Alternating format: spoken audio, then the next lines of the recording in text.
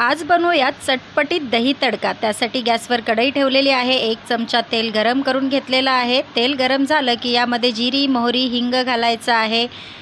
हिरवी मिरची, कढीपत्त्याची पाने, कट केलेला लसूण आणि 1 कट केलेला कांदा घालायचा आहे। तेलावर व्यवस्थित परतवून घ्यायचं आहे।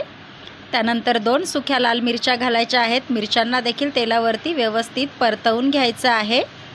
कांदा मिरची छान परतली की यामध्ये 1 चमचा लाल मिरची पावडर घालायची आहे। छोटा पाव चमचा हळदी पावडर घालायची आहे आणि मसाल्यांना देखील तेलावर परतवून घ्यायचं आहे। आता फोडणी आपली तयार आहे।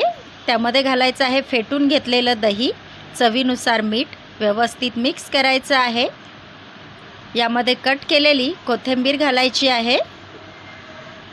गॅस बंद करायचा आहे। खाण्यासाठी तयार आहे एकदम चटपटीत टेस्टी दही तडका। रेसिपी आवडल्यास लाईक आणि सबस्क्राईब करायला विसरू नका।